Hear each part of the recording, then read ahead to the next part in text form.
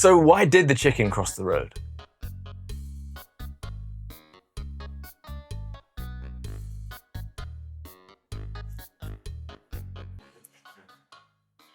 If this was really all it took to excite your imagination and provide a fulfilling outlet away from life, I'm sure interactive comedy would be a roaring industry success, and I'd instead be here let's playing the Impossible Quiz 7 remake. But in this reality, finding any sort of sustained purpose demands more than just a tickling of the brain.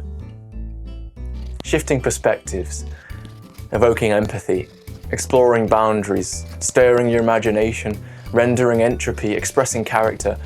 These are all just a handful of the ways that cracking a cheeky grin can help us connect with art on a more human level. But, as enlightening and humanizing as it may seem, humour can't exist in a vacuum. It needs substance and context, and so I don't think it can really create purpose alone. I began writing this essay to ponder why comedy isn't a genre amongst the cluster heck of alchemical descriptions, but I also want to explore where and why humour pops up in games, and what makes it so distinct in interactive media compared with the consumptive ones. I've also pondered away many an hour asking strange questions like this one, most notably, what is humour?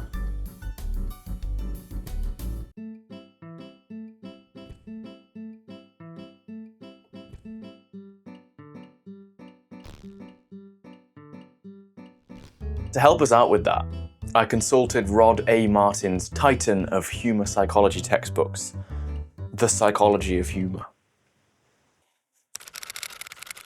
You may be wondering to yourself, why should I be listening to this random bloke on the internet with 38 subscribers when humour is so wildly subjective? You might even consider Rod and I a pair of reckless buffoons for attempting to categorise one of the few things so natural and vital to our delicate human condition. But I think as long as you don't get swept away in the power of science and try to derive being funny, it's reaffirming trying to understand ourselves a little better. To grasp this thing which is so complex and yet so intrinsically linked to being human. Laughter isn't even limited to sensitive minds. Babies, chimpanzees, and even congenitally deaf, blind children, they all laugh. It's beautiful that we're all connected by something we can't quite put a finger on, and so obviously it humanizes art by reaching beyond our cognitive awareness. Psychologically, the source of humor is incongruity, something unexpected or out of place.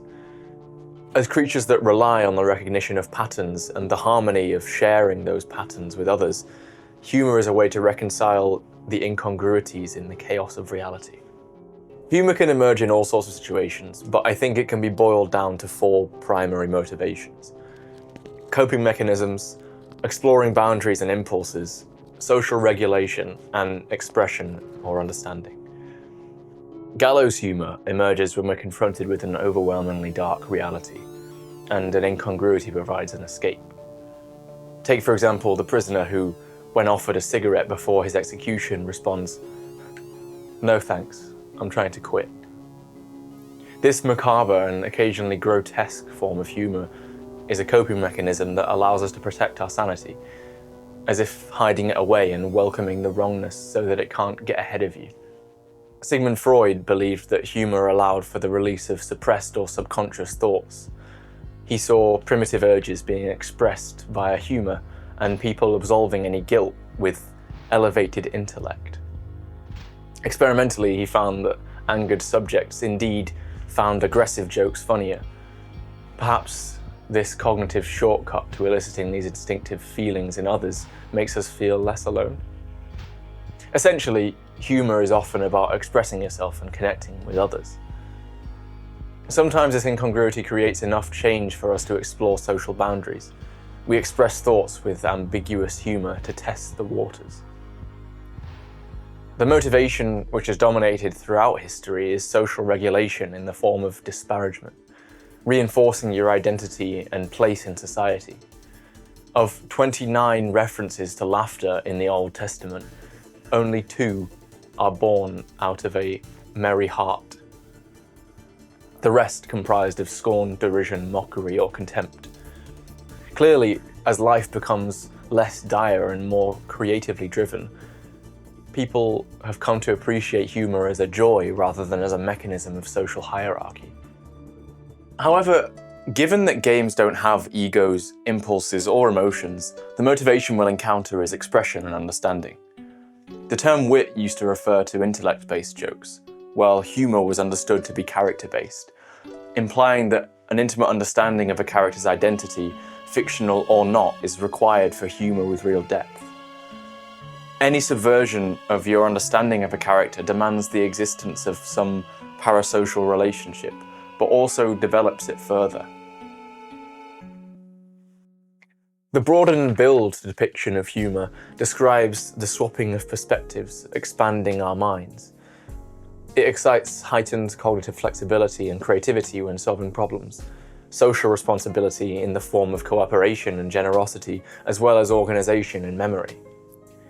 People are 30 times more prone to laughing in groups, like a little flock of birds squawking in harmony. Most laughter actually occurs like a conversational lubricant after some banal comment or a small act of awkwardness, a subtle sign that we accept the tiny bumps in the road. And so, humour is often used in arguments to communicate a sense of acceptance and appreciation of one another whilst maintaining different points of view, as if the incongruity in your opinions is less substantial, reconciling us when the world seems a bit wonky. The thing is, this groundwork of motivations, these are explanations for why humans are drawn to comedy. Theory alone can't begin to explain the effects of such motivations, particularly when the creation of the art is shared between the developer and the player. What happens when humour is emergent, in between the spectrum from written and fixed to free and open-ended? The word humour actually evolved from the Latin for fluid, which led on to develop the idea of a good-humoured person, meaning of good health and temperament. With fluid representing change, the idea of using humour to shift perspective and make our minds more receptive to new ideas will be the theoretical pillar of this essay, as I attempt to illustrate the unique value and versatility of humour in interactive media, and how I think usually it's forced to become a part of a greater whole.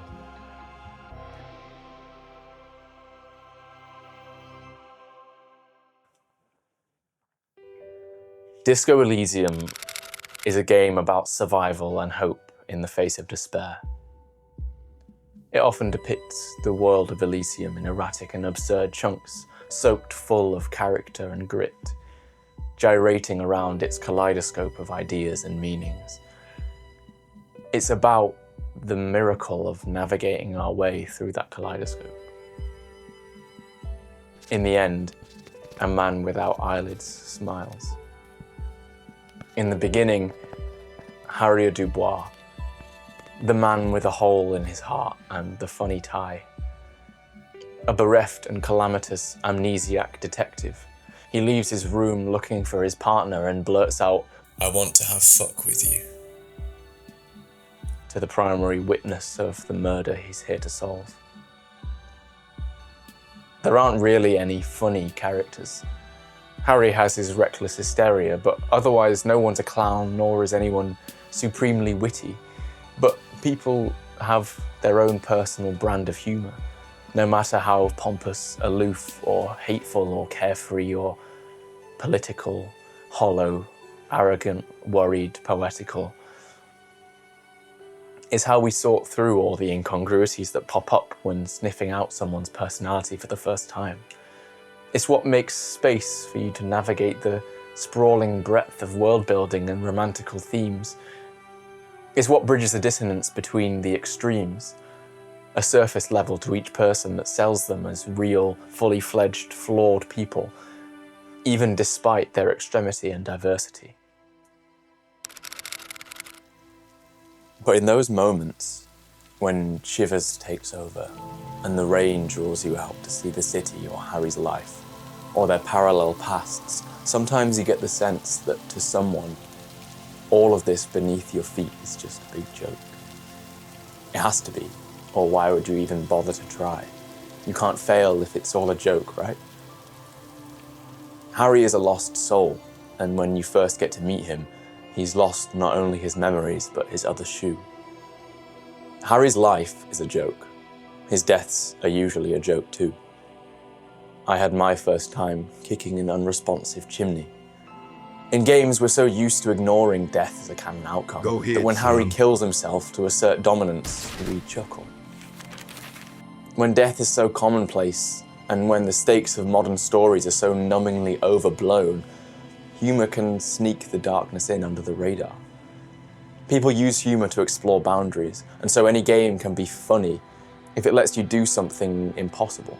And in this moment, where your expectations realign, the chuckle contrasting the image of Kim stood still over Harry's corpse. Be careful, it's loaded. It renders it a little more vividly. It's an unconscious spark of emotion that adds weight to these tender scenes. Not just by contrast, but by making you pause and examine yourself and your position in all of this as the director, to steal a glimpse of the bigger picture for just a second that our little minds can't hold on to.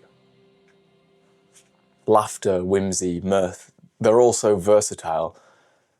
It's like a cognitive shortcut, a catalyst of emotion. There's countless other broken people in Martinez, but there's something that stands in the way of them being funny. Empathy, maybe. Idiot Doom Spiral and Don't Call Abigail are two of the most extreme caricatures we encounter throughout the game. The former being a businessman that mixed up his keys and lost his home, girlfriend, and job through a comical cascade of irrationality. The latter asking where Abigail is and begging you not to call her. If you talk too much to him, he passes out. Interrogating these collapsed illustrations of Harry's past and present reminds us that Harry's mess of life is just a different level on the joke spectrum. And it brings us closer to both, again, being catalyzed by the momentary intoxication of amusement. It helps us to understand the often irrational and hysterical potentials of our ancient reptilian brains. In The Witcher 3, Uma's comical visage and gibberish evoke a similar sort of pity, especially when she becomes your responsibility. You feel bad for being amused when you notice that it's only a difference in perspective. But most of the comedy in Disco Elysium comes in the form of potential choices. Whether you commit to such comical outcomes or not, having a window into Harry's dilemmas of sincerity or light-hearted absurdity makes the decision to be sincere so much more meaningful. In the alleyway next to the Hanged Man, you find an empty wall with a conceptualization check, offering the opportunity to paint a message on it. A couple of the choices seem profound, but I think the magic comes from the incongruity of a mural being taken up by some mundane message like no parking. The options here make you feel like an artist no matter what you choose, because the decision to avoid preaching something poetic becomes significant. Maybe instead what the people need is a laugh, or a nudge of meaninglessness to help them find meaning somewhere else in their life. A 3,500-year-old pictogram of a human being.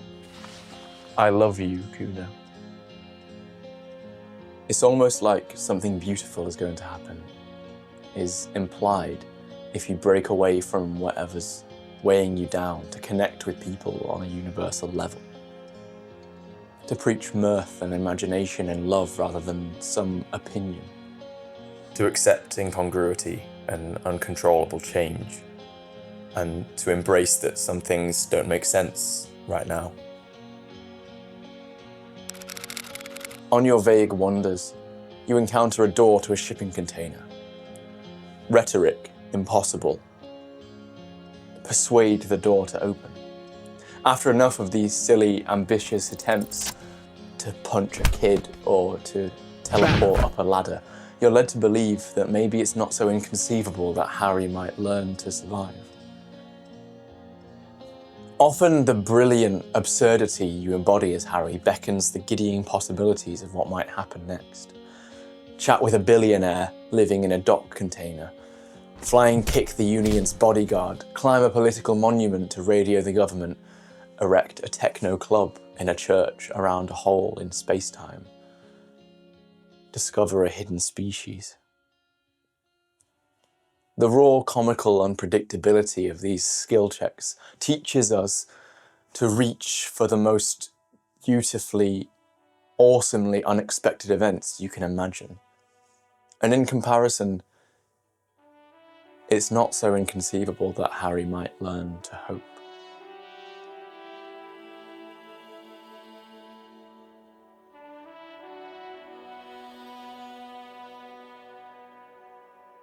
But just as vitally, the game reassures you that it's okay to be polarized, extreme, to express yourself, to feel a lot. 8:32 a.m, day 1. The cubic content of Harry's vast oceanic soul is obscured by your hangover.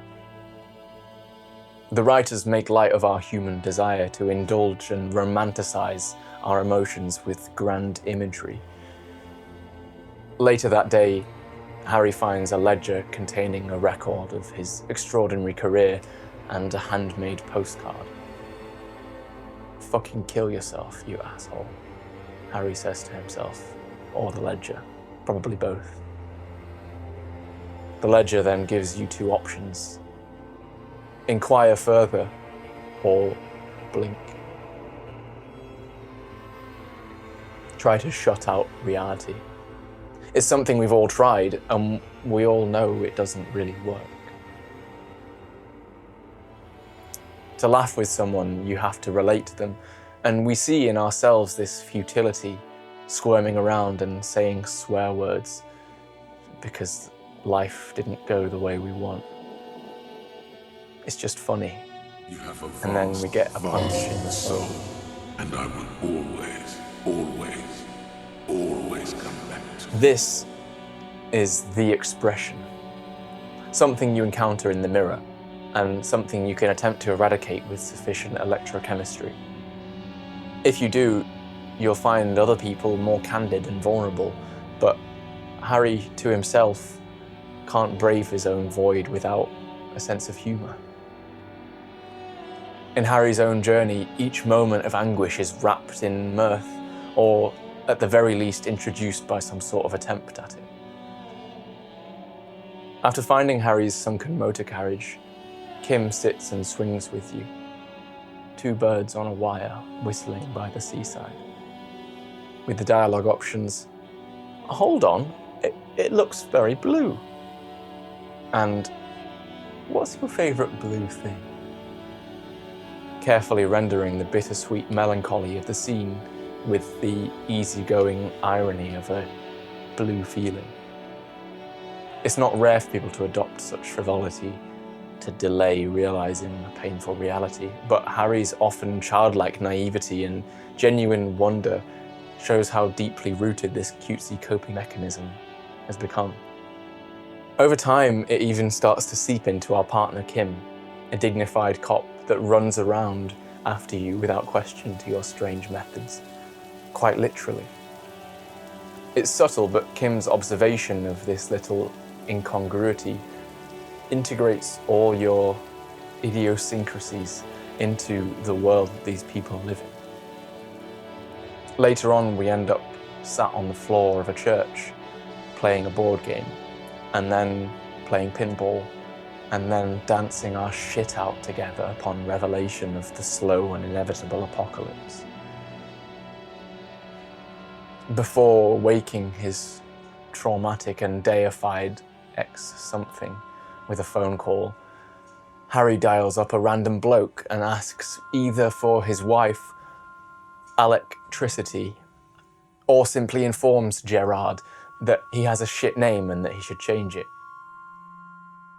Considering I myself was nervous, fearing the possibility of finding some redolence of my personal life here, the choice forced me to imagine how numb Harry must be to the feeling of dread you feel before that heart-rending vulnerability, and how brave for still trying to fight the sadness.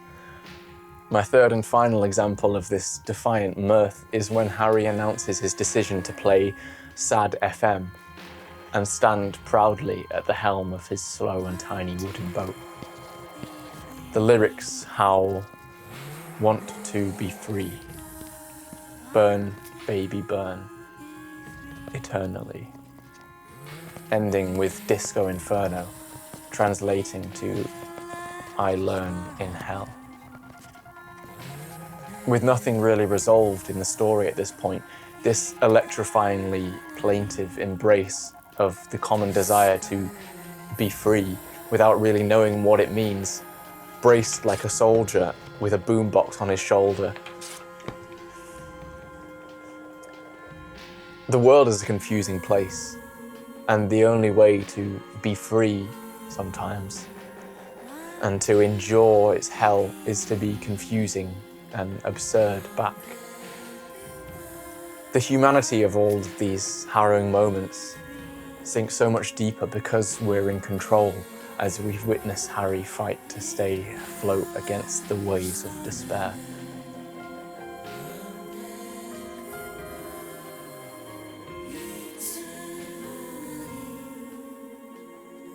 Of course, our options are still limited. We only influence Harry's decisions. His actions and thoughts are still largely his own, which keep his emotional journey intact. Full freedom is pointless, because that's just real life. But being given the opportunity to guide Harry and inject a bit of cathartic hysteria into his mind makes you feel proud to see him grow. There's nothing funny in the tragedies external to Harry, however. Informing a worried widow about a working-class corpse, formerly her working-class husband. Finding an old insane woman, the pigs, with your lost gun. The deserter who gave up during the war and abandoned his unit to spend the rest of his days alone, watching people. Some of the only characters branded nicknames when everything is seen through Harry's eyes. A tiny effort to reject the misery. It's not funny from the outside. We don't see the mask of the expression. We just see the pain. We don't have any control over their sickeningly sad stories. Seeing other people so wrecked just makes me feel like we have no control. Determinism becomes a half manic, half enlightened kind of joke. My friend Yusuf used to tell me, when I came to him with my own personal idiot doom spirals, that God has a funny sense of humour. And he's right. Especially in a game where the idea of free will is something you don't have to philosophize. If it were you in that situation, and you would put yourself there, you have to laugh at your own misfortune and hope it makes it easier. Why not just enjoy the ride? The inevitable integration of failure into the mechanics of the game makes the world a little bit lighter. Just like in life, there are so many perceptions you'll miss out on your first playthrough. The little absurdities and incongruities make your failure to control the world around you okay, and shows you how failure isn't always the worst outcome, because you need it to give substance to your achievements. And sometimes failure is just straight up fun. Because it's inevitable, you start to appreciate the story as an experience rather than a task or a challenge. It's arrogant to assume that success is the best path, so instead you live in the moment. No one can go through life without failure, and when you can't go back to try again, all you can do is laugh or be bitter. But All this interactive absurdity does nothing if not open your mind to the symphony of symbolism and metaphorical juices that run so clear throughout almost every single morsel of dialogue in the game. Part of this is just a functional balancing of tone. Humour humanises characters by hinting that their mood fluctuates like ours, and it gives us a chance to breathe. You just can't sustain a heavy tone for more than a few hours without emotional fatigue. And being long is one of the things that games as a medium excel at. A brilliant example of this is Mimir from God of War. Kratos is so, and Atreus is so, that without Mimir you'd never really get to learn much about the world or the characters.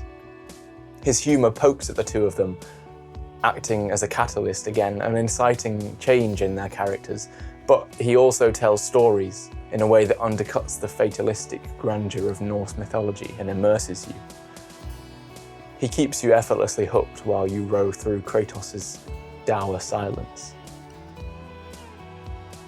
Madeline from Celeste isn't a brutish character by any means, but she is transfixed on conquering a mountain, and the comical, friendly, selfie-loving hiker Theo acts in antithesis to that.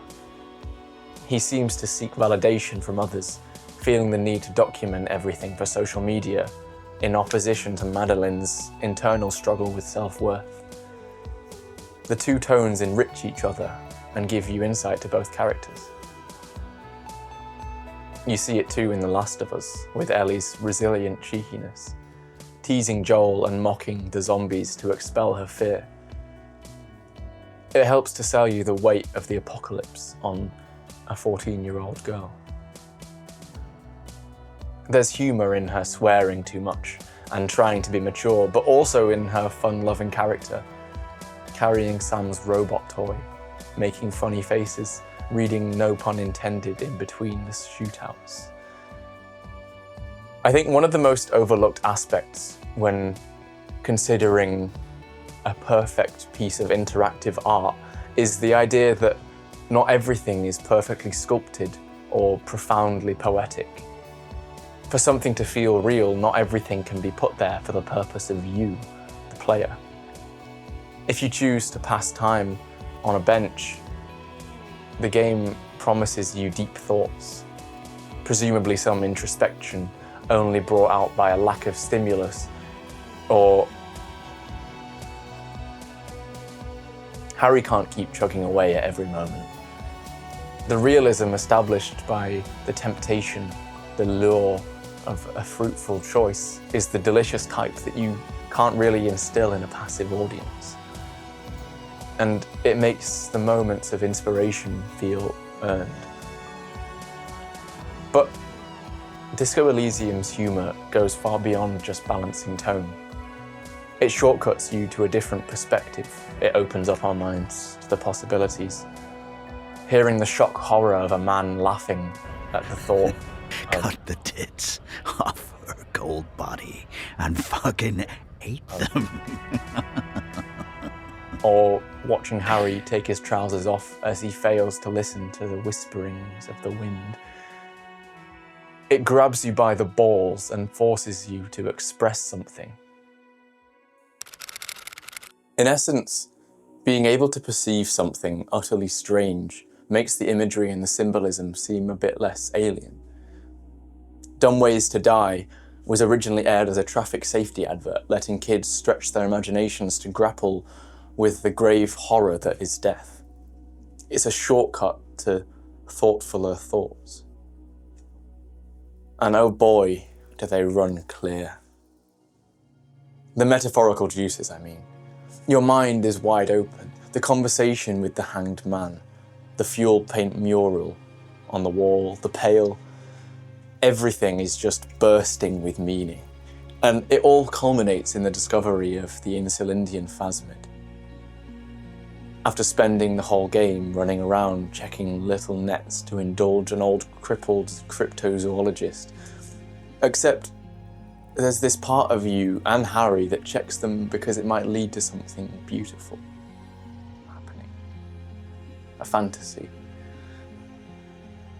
This giant fabled stick insect that's really, really real in all of its beauty, that says we are a sensitive enough instrument to perceive all the chaos with eyes that cannot help but swallow, who tells us that it's our capacity to grapple with the incongruities of the world, the incongruities that we have no choice but to take in and find our own meaning in them, that make Harry and us a violent, irrepressible miracle.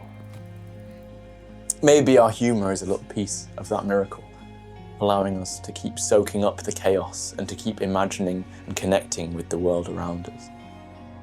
And for Harry and for Martinez, the absurdity of possibilities, the imagination and the whimsy, it creates what I'd like to call a hoping mechanism.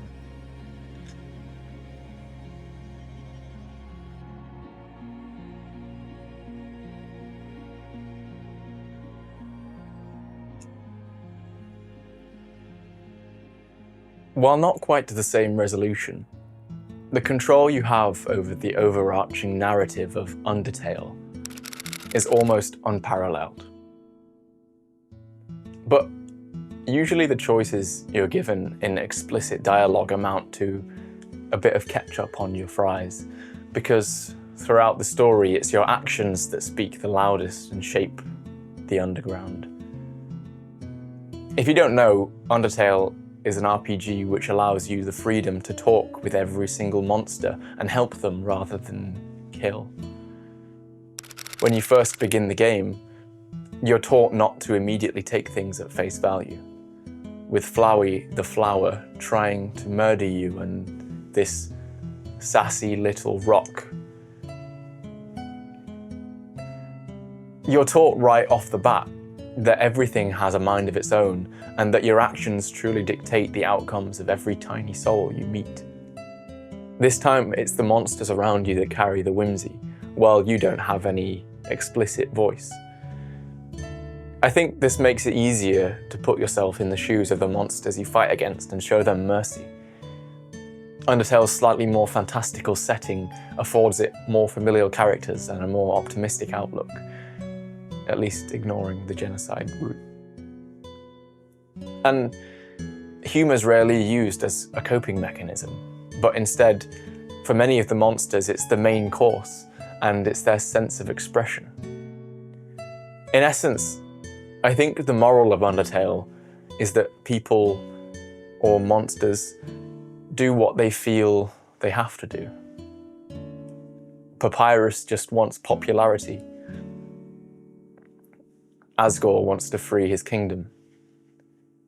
The humour in the little perspective jumps not only humanise the characters and excite empathy, but gives you the sense that nothing is set in stone.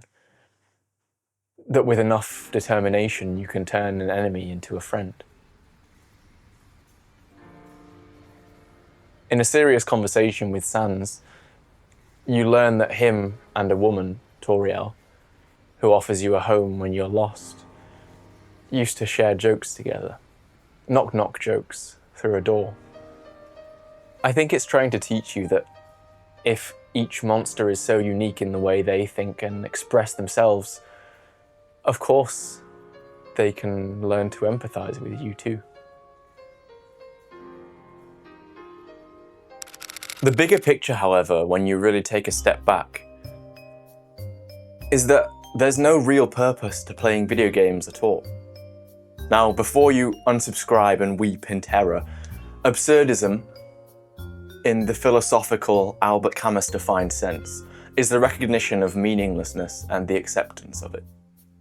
This philosophical definition of absurdism, a lack of meaning or explicit purpose, works in tandem with the micro-absurdisms of the characters to make every moment more chaotic and less predictable. It gives the story more impact because you don't expect anything from it.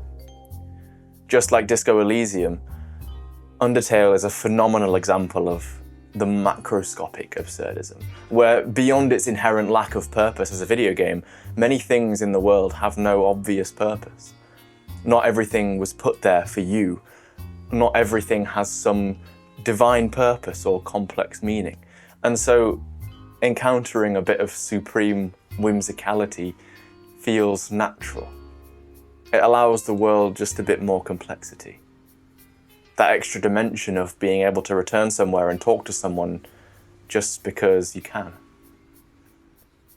This design philosophy encourages trust in the consequences of your actions and in the story.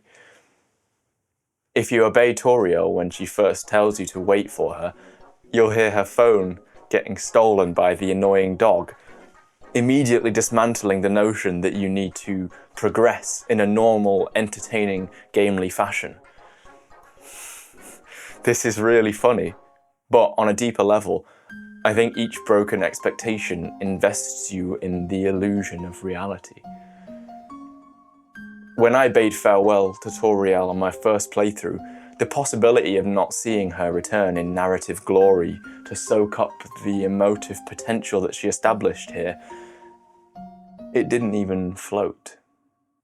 Another little example of this feeling is realizing that the hundreds of Korok seeds you collect in Breath of the Wild are actually...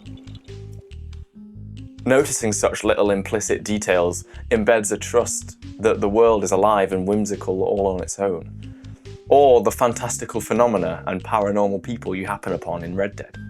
The BFG, the ghost of Agnes Dowd, the Donkey Lady transmutation, the sentient robot, the UFO sightings.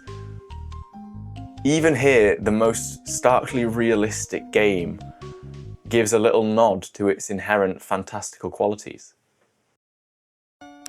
And as I'll elaborate, I think embracing this layer of fiction allows you to connect with it more honestly, instead of pretending it's entirely real. Something which is pretty easy when you see through the player character's eyes. And it's this freedom of reality, this trust in the integrity of the world and its motivations without you in it, that's reinforced by some things being a little bit absurd on their own.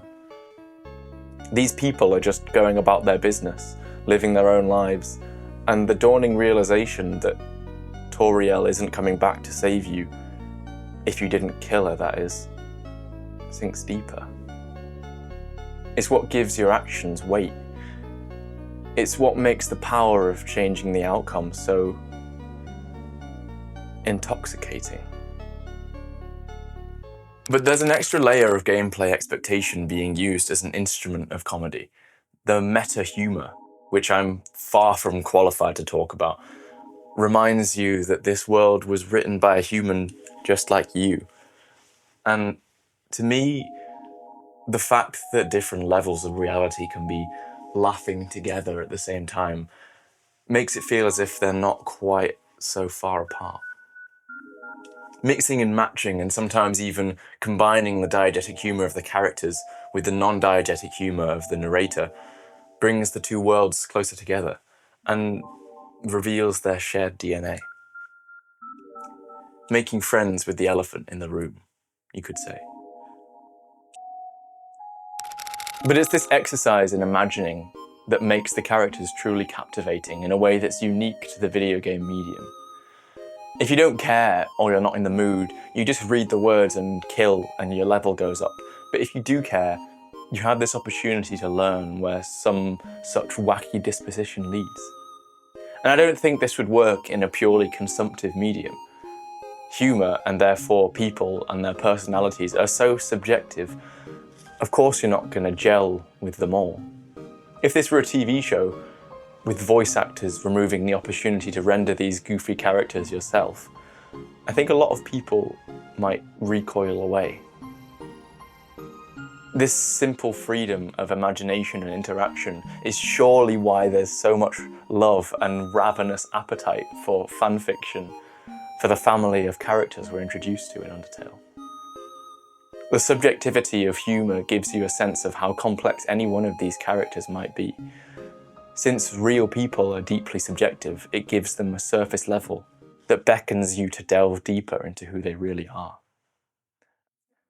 The fact that not everything is serious in such an impactful and influential piece of art, it offers you the opportunity to connect with whatever's important to you, rather than having all of it forced upon you. If not everything is deep, whatever you resonate with will be.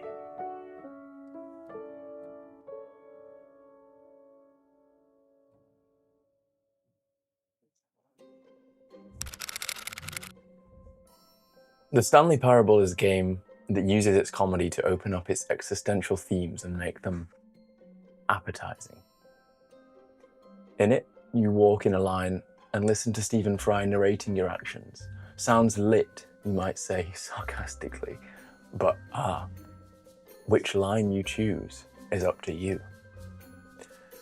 If you follow the narrator, he unravels an imagined story about how Stanley, the mindless office worker, has been puppeteered by the man, and he sets himself free. If you rebel against this narrative, you might experience one of Stanley's more sobering, self-aware endings.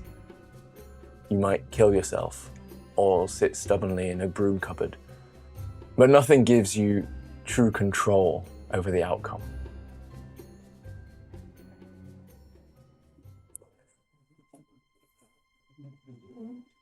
Ultimately, each path is written rather than truly simulated. It's a commentary on the illusion of free will in any story, interactive or not. Obviously, I'm not going to delve into every single ending, because I'm sure neither you nor I have 5 hours spare right now. But none of these endings could even be canon, never mind true, and you realise that being aware of the system doesn't free you from it. And so ironically, or not, the developers use the joy of humour, the thrill of peering behind the curtain and seeing the absurdity, the meaninglessness, the existential dread, and choosing not to despair at it. I say this vaguely because there's no true ending and no one correct answer.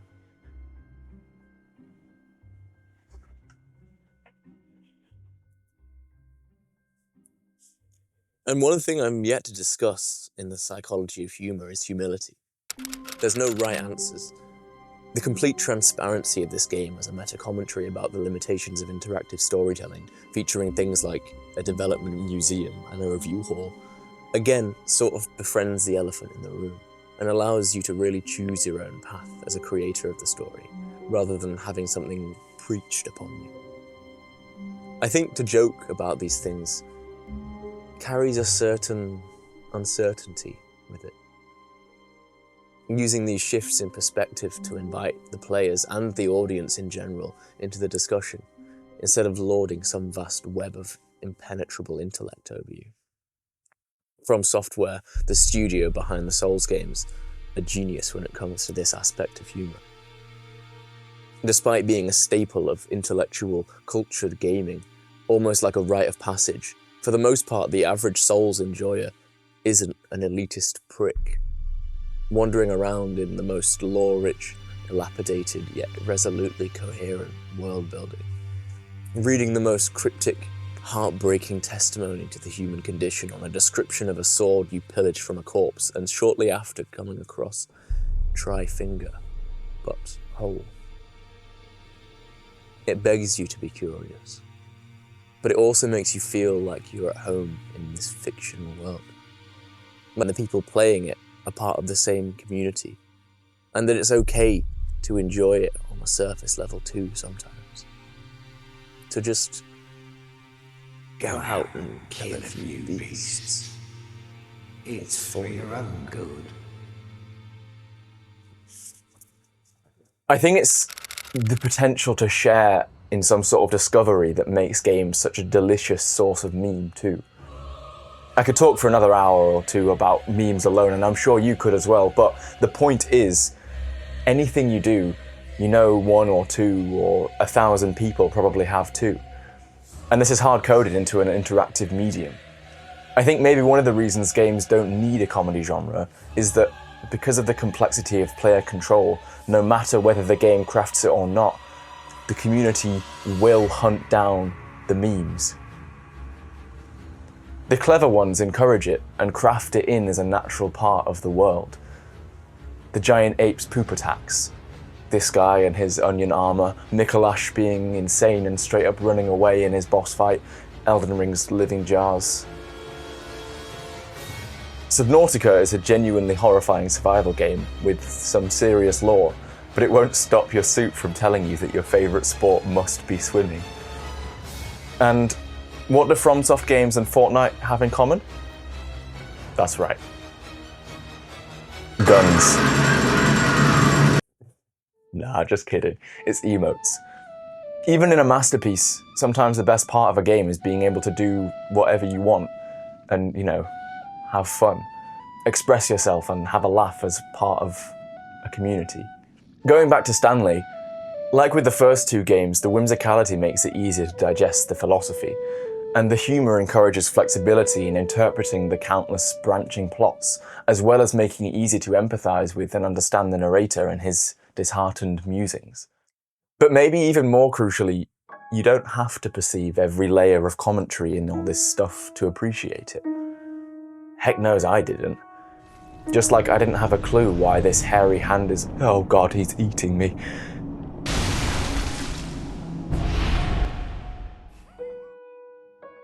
It lets you soak up so many ideas without having to think too hard about it all. Sometimes, even I've got to save some of the lore for the real world.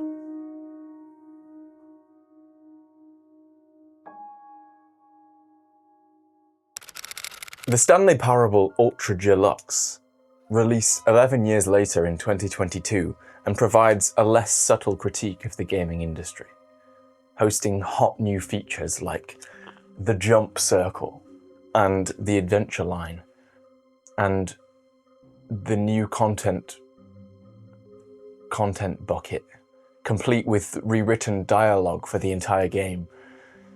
This bucket is an empty vessel with no purpose other than altered interactions and bucket dialogue.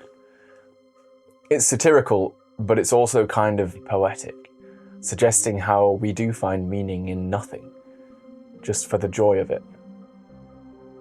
All of us can take a bucket with us and fill it with meaning, and sometimes we've got no choice but to laugh, because if you try to measure it, it's empty.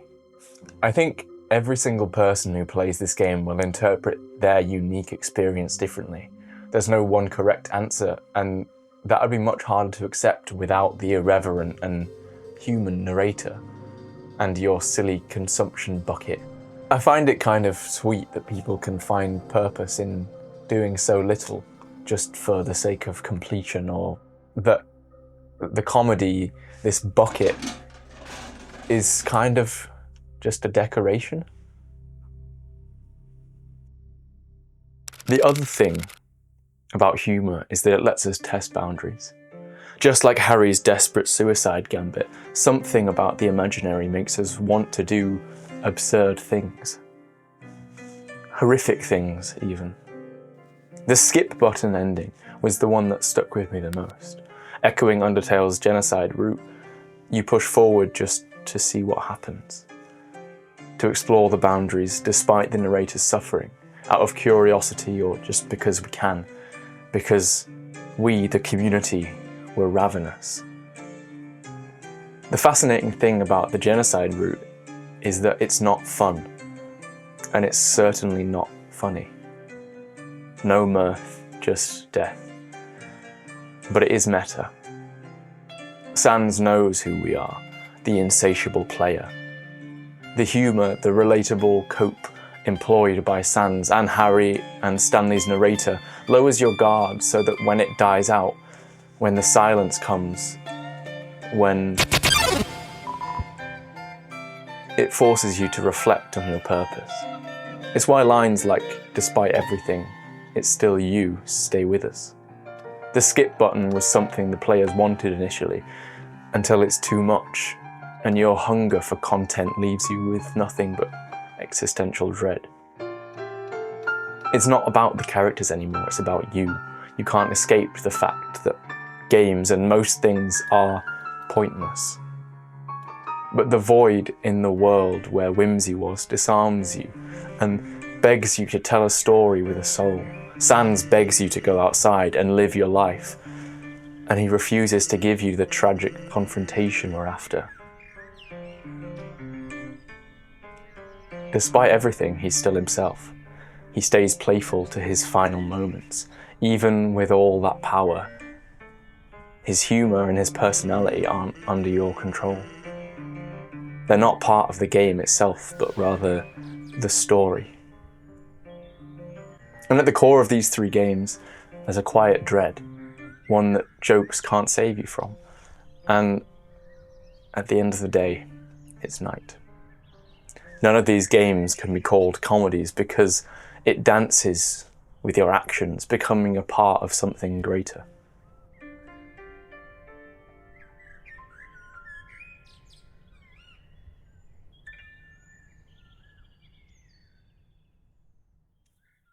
It's becoming pretty clear by now that most of the comedic aspects of games shine because they're imagined and directed by the player's personal sense of humour. Although Portal's humour is the least integrated into its gameplay mechanics, it also hosts you through a voiceless vessel character and responds directly to your actions to express itself. Having no influence over the narrative only serves to enhance GLaDOS's detached, apathetic cruelty, the hyper-intelligent AI with responsibility over the abandoned testing facility. Her humour embraces and harnesses what would otherwise be overtly oppressive design. When your character is controlled, misled, endangered, the dry, sarcastic tone pokes you towards scrutinising the hidden chambers and the scrolls on the walls. The blatant falsity of the robot insults keeps you inquisitive. Story-wise, after Eon spent alone with her purpose defunct, GLaDOS resorted to humour in the face of her redundant existence. When we learn of her human origin, it seems the erosion of humanity through clinical scientific responsibility has left her with nothing but wry humour to reconcile her lack of purpose. As if it's the sole enduring chunk of her humanity. To be honest, you can never quite decipher how much farce you're chewing through at any given time, and this tension coupled with the absolute rinsing you get when your pride and accomplishment are met with cold humiliation, it really sells the deranged AI persona that develops through protocol rather than purpose. I guess the point I'm trying to make is that games have the ability to instill in you this sense of insanity or loopiness or eccentricity because they can play with your time and your actions. And if you do anything for long enough, you'll spiral into delirium, for better or for worse. It's inseparable from an intimate understanding of anything. Relative to your expectations, every deviation is amplified. And if you've ever sunk a few hundred days into a game, I'm sure you're well acquainted. The fluid-filled bags of meat in Lady Maria's research hall cry out in rotted despair, failed attempts at ascension. Their delirium evokes a unique sort of empathy in realizing that their desperate, tortured minds were once whole.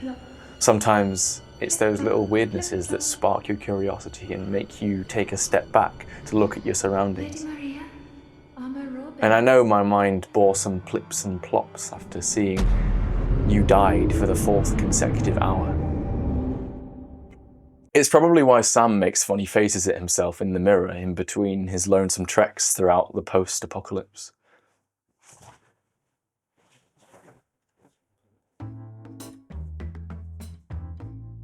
It's only alone that repetition breeds delirium, though.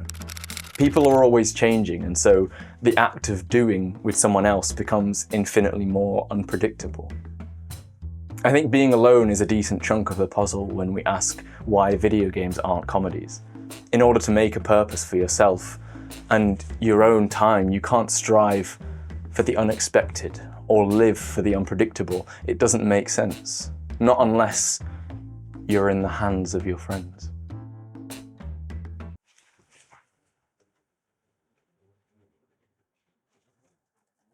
If you watch, I don't know, Rick and Morty alone and wait to see what wacky, stuttering alien they reveal next, it's great because you don't have to take the risk of directing it yourself.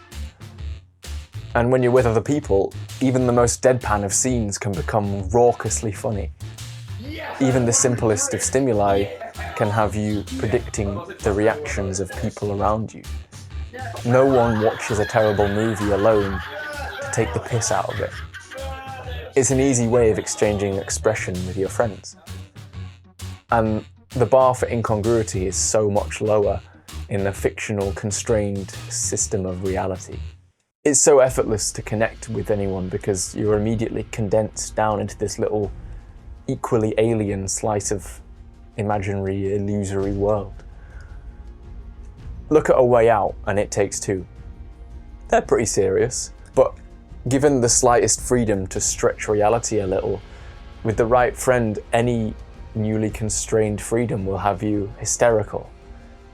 Like staying up all night on FaceTime, or being sat at the back of the class in high school trying not to laugh. Any janky old freedom will do for hysteria if you're with your friends. Naming your dinos in Ark Survival, being carted into an incinerator in Gang Beasts, bush camping in Fortnite, launching over a cliff in Peak, honking a little boy's glasses off in Untitled Goose Game, writing signs in Minecraft, throwing your toads off the map in Mario, acting a bit sus in Among Us, doing basically anything in Gary's mod or Roblox. They're all hysterical if you have someone to share it with. Even filming for an audience creates a sense of community that lets people share a bit of mirth together. Playing something like the Impossible Quiz is fueled by interactivity and imagination, and by sharing that with Jacksepticeye or PewDiePie. It's basically a comedy, but it works because you're sharing it with someone else. You're using it to connect with their personality, to understand them better, etc., etc. So yeah, multiplayer games are the biggest caveats. My loopholes, my guilty pleasures. Obviously, there are games which are designed with the explicit purpose of providing a bit of goofy fun. But I'd still argue that they're meant to be shared, to connect with your friends over something unifyingly bizarre.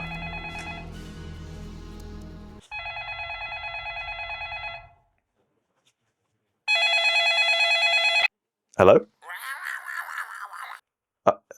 An anomaly?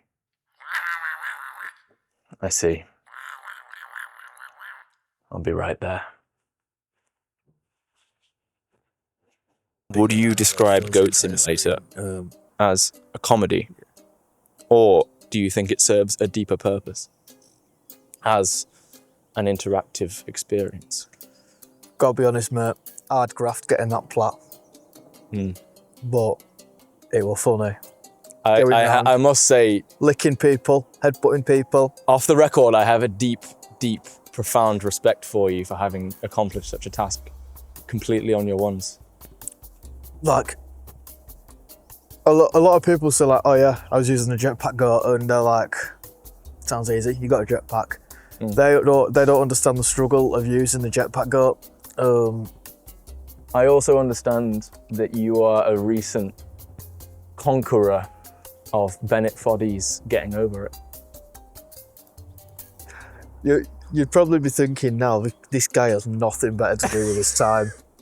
It's mild amusement when you get past to the next bit of the level and there's just like a hand sticking out a wall, and you're like, there's a hand sticking out a wall. But then when you've been there for about an hour and you're like, I can't get over this hand sticking out the wall.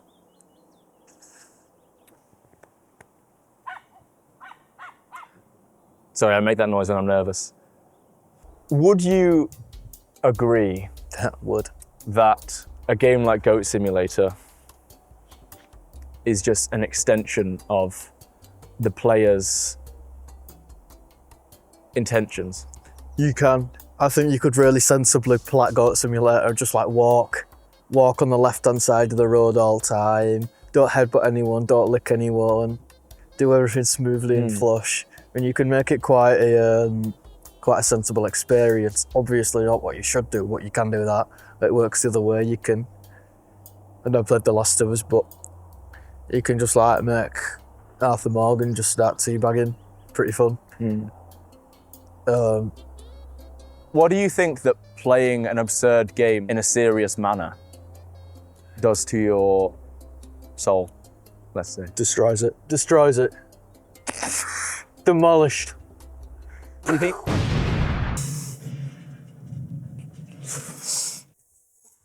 I'll be dead. Well, you know what they say. Can't make an omelette without demolishing some eggs. Now, before I elaborate on that old adage, I just want to say, if you made it this far into the video, thank you for being inquisitive, and I really hope that what I'm saying makes some sort of sense, or at least made you smile at some point. Doing this is my dream and my ambition. If you couldn't tell, I really love the shit out of these things, and so even beyond appeasing the algorithm with engagement, I'd be so excited to hear about you and share some of your thoughts, whether that's arguing or something else. I've left a few prompts down there for inspiration. And as such, I hereby vow to respond to your every comment until death. As for the issue of the demolition of the soul, a game with any freedom, no matter how mature it is still an escape from real-life responsibility. And while you can obviously reflect and learn from art, no matter how abstracted, I think as long as you're spending your time doing something, as Daniel so eloquently puts it, Gotta be honest, mate. it's an art Hard graft, getting that plat. and one that only has as much meaning as you create for it. But to be honest, my brain's bubbled over trying to think of ways to tie everything up in a neat little bow. And I think that's in part due to the gaping gap between two fellas' appreciations of one game. I, for one, have had my soul demolished playing serious games in serious ways, but find it positively whole when I do the opposite. I couldn't possibly imagine the different motivations and experiences each one of you has in the same vein. Humour and absurdity are two very different faces of comedy, and as much as both can be invaluable to some people's experiences, it just can't encapsulate a game, something you learn as an experience. You can label what you do, but I think you'll always struggle with how.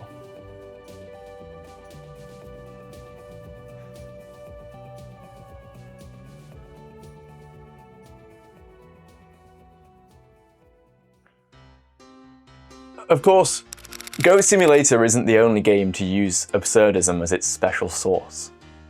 My friends used to take acid and accumulate, transfixed before the TV playing I Am Bread.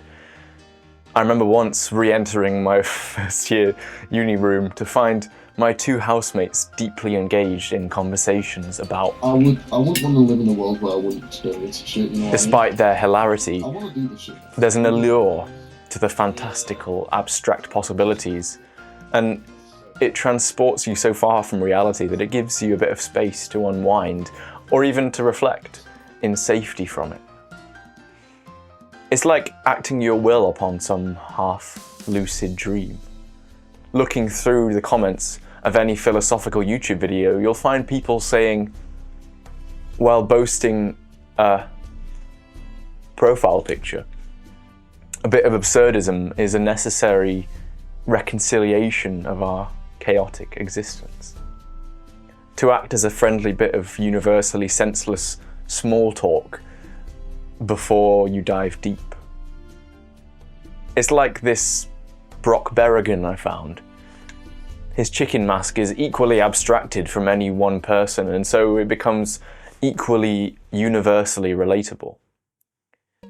Absurdity, something meaningless, is something we all share, and so it eliminates our differences. But there are just as many games to take this absurdist centre and use it directly to make some sort of abstract statement piece. Arctic Eggs is a game where you fry eggs in strange places and talk to strange people.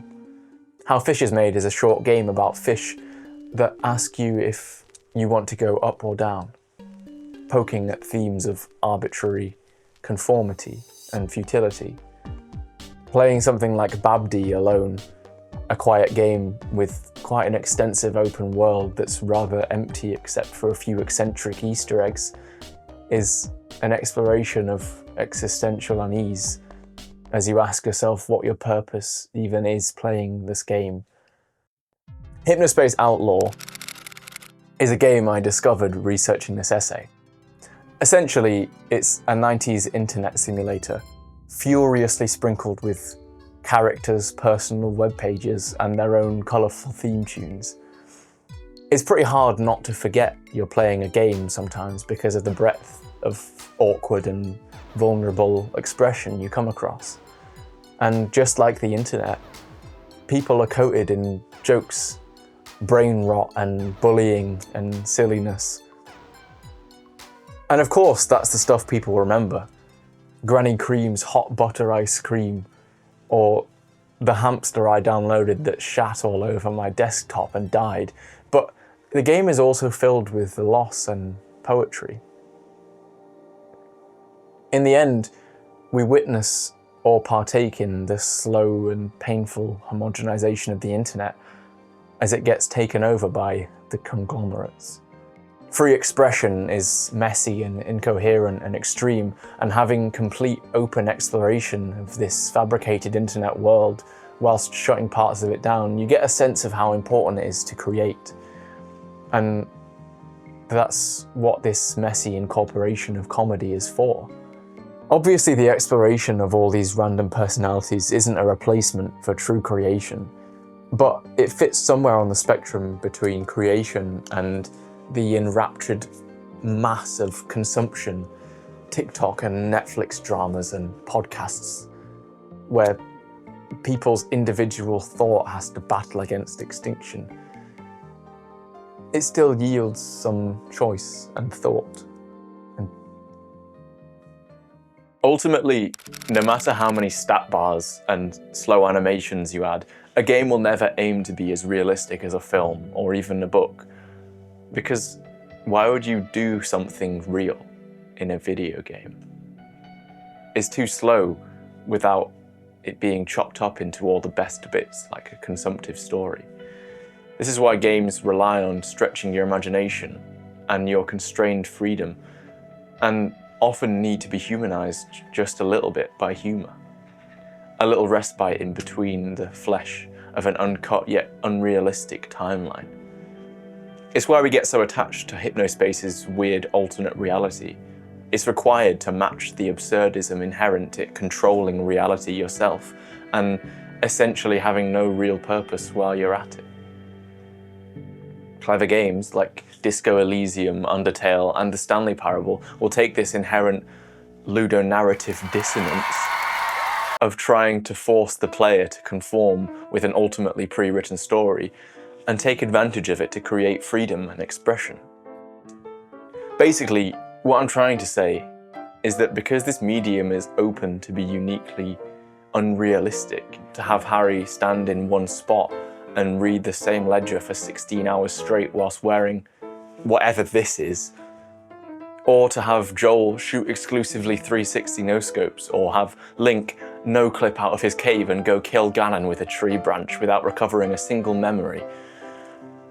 It universally encourages any game to play things up a bit, to get ahead of the player.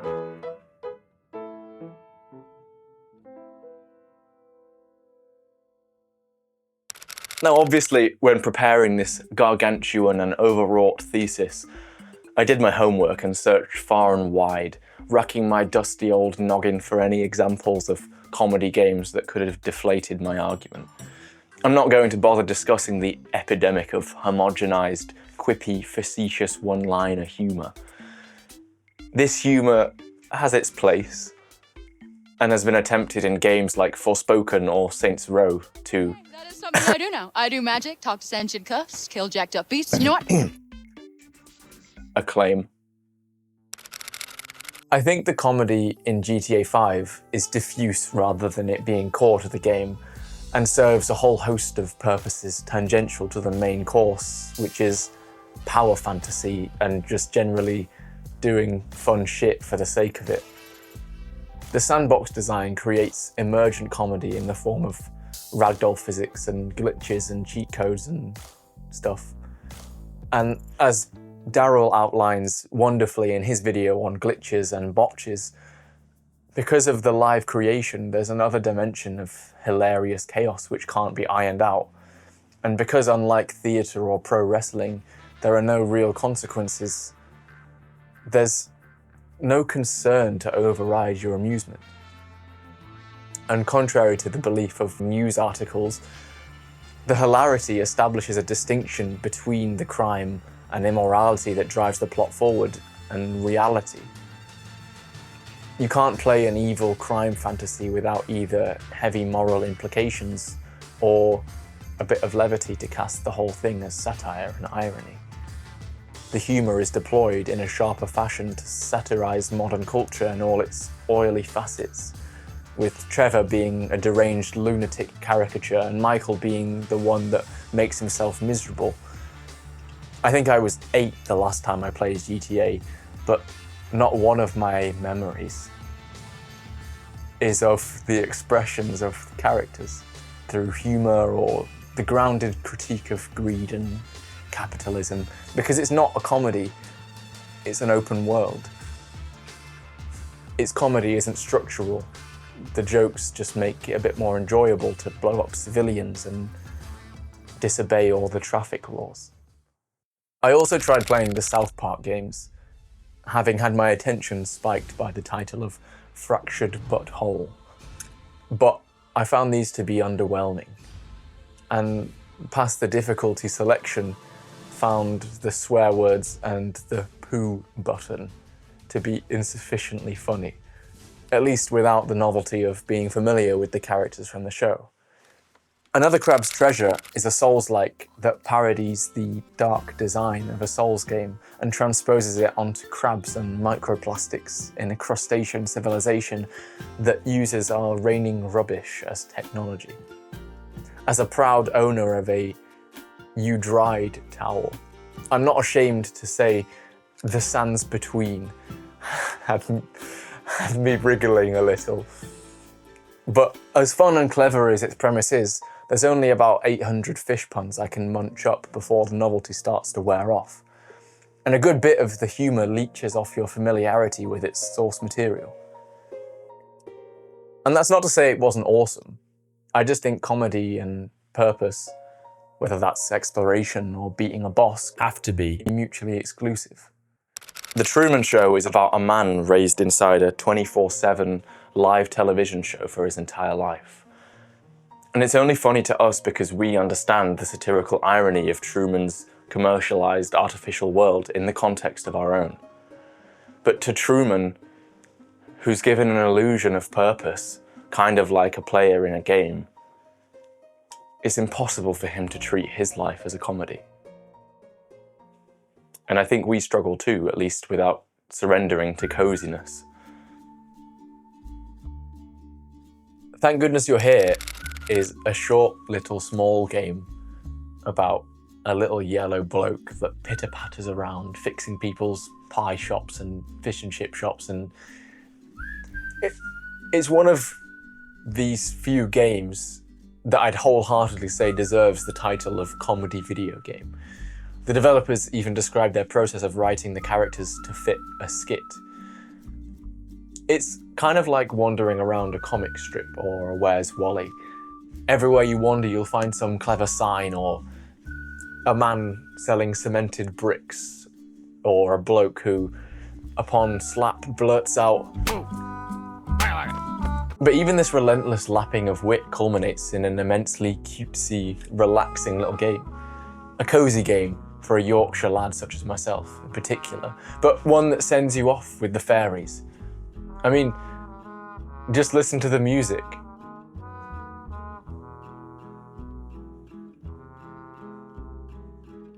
And as thoroughly witty as it is, the mindless wandering isn't laugh out loud funny. It lets you soak up the whimsy and absurdity, but without knowing the timing and structure of the player's actions. If it were a cartoon, you'd be forever nudged to laugh when intended, but instead you wander half lucid or willy-nilly.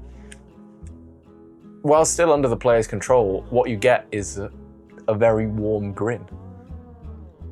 At the end of the day, this severely whimsical exploration of a little Yorkshire town is only a few hours long, because neither the creator nor the player could sustain a greater volume of dawdling, lazy freedom crossed with titillating humour. If you're not familiar, Conker's Bad Fur Day is pretty much the OG. It's an infamous adult parallel to games like Banjo-Kazooie and such. Now obviously, this game was made with the purpose of having a bit of a giggle, but even if it wasn't 25 years old, and its sales didn't completely tank next to its gagless contemporaries, I'd argue its cult following probably amassed due to the raw unusualness of it all. I mean, realistically, you come across this whilst squeezing one out and you're not going to forget about it. A lot of its identity also seems to be built on pop culture references and shock value, which isn't to say it's not funny, but it's just a parody of the authentic genre of 3D platformer. So again, humour is used as a decoration on top of something standard or even something external, rather than being a foundation. On top of all that, its most memorable moments seem to come from completely scripted comedy of cutscenes and linear dialogue, which is basically an imitation of TV. High on Life is probably the closest thing to a modern, fully realised, full-length comedy game, and I did personally eat up its brute force approach to humour, but ultimately I couldn't finish it because I got bored with the rest of the game, which turned into a very slow vehicle for wit. My talking gun shot this snotty alien kid after he said we can't shoot children, and later on, one of the tutorial enemies pulled out the line, "This flavour of blunt meta humour is pretty much unique to real-time interactive media, but nevertheless, I feel like it's fairly pointless if the two components, whether that's the jokes in the gameplay or the jokes in the story, don't build upon each other." The true other I chose is Henry Stickmin, which functions like a choose-your-own-adventure comic strip. The only difference is you don't really have a choice. It's funny because you're playing your expectations of what you think the developers thought would be the funniest route to finish the mission. But I'd still argue that it's not even really a game, because you can't skill your way through Henry Stickmin.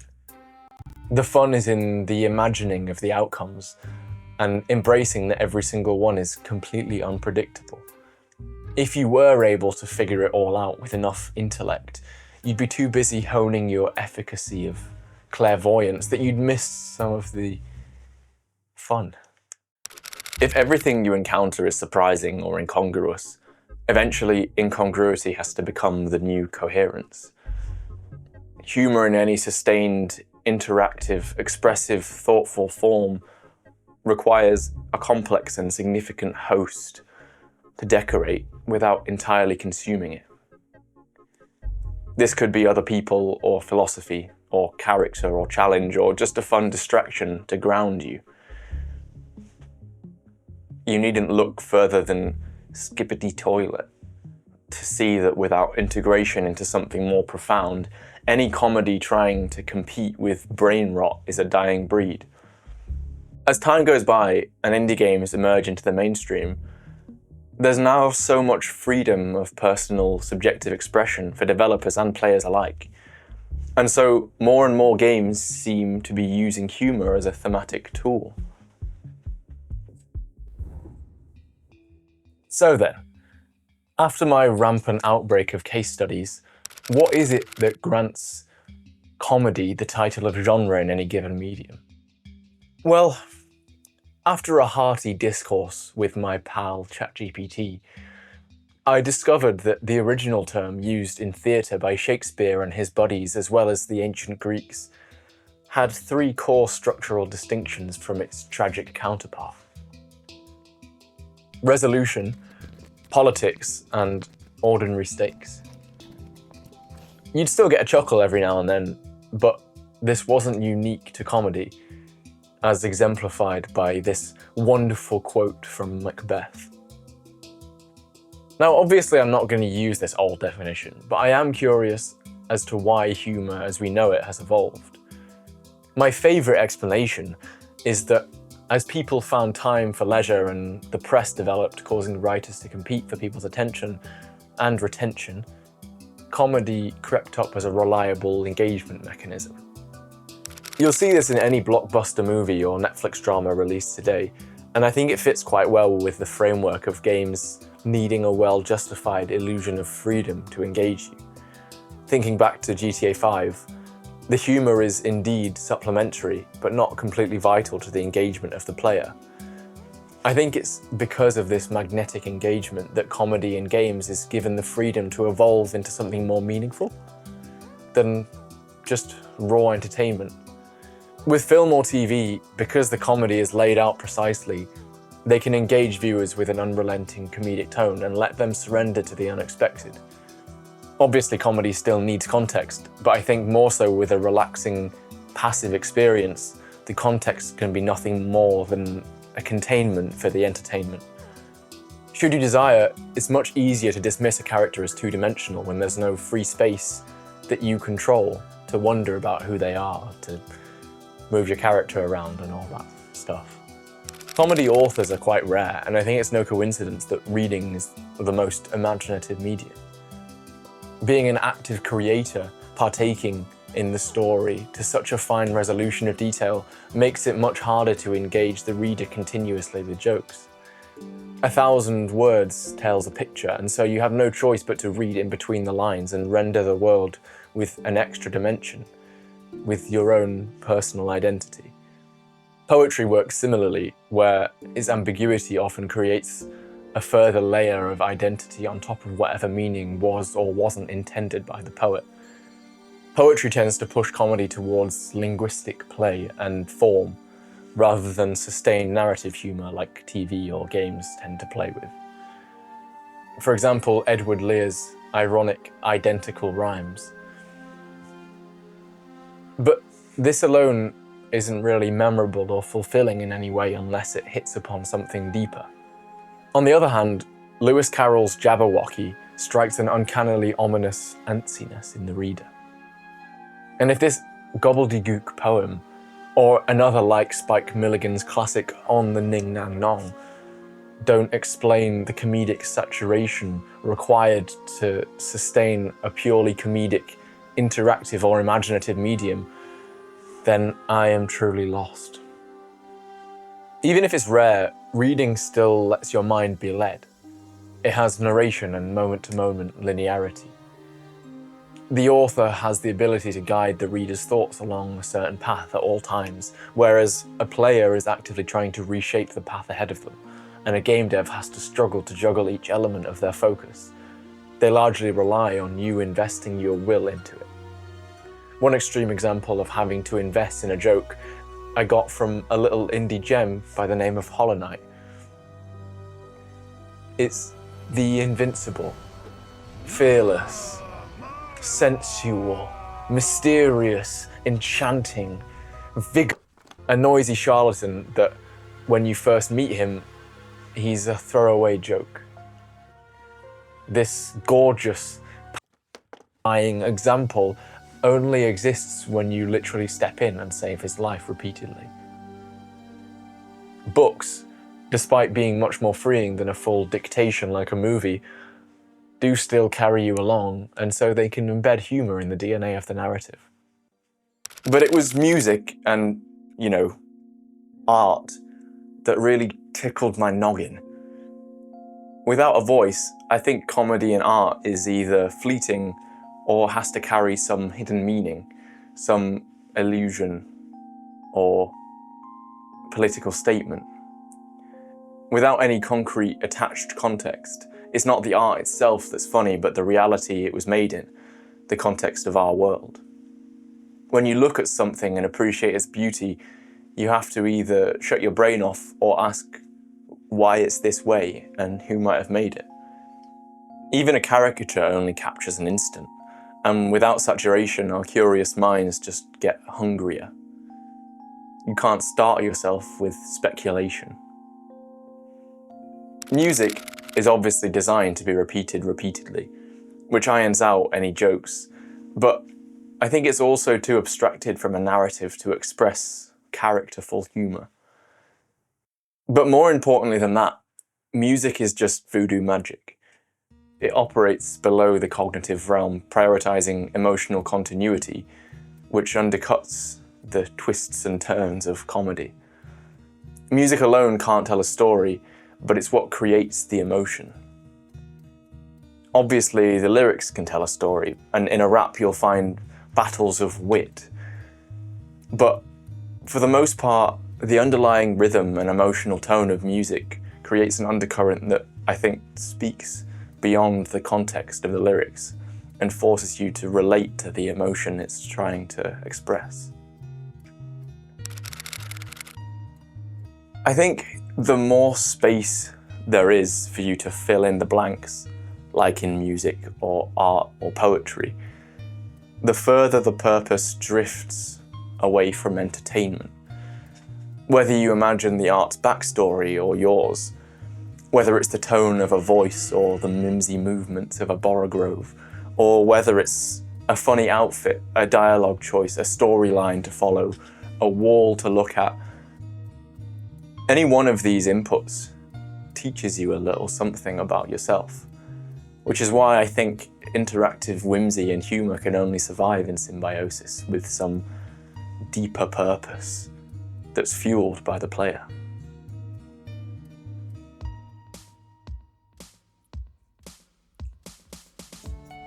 God knows I've tried from time to time to live my life as a comedy. But I think as people, we can't help but find sincerity in life, even if it's terrifying. And I think that being a participant in a story has a similar feeling to it.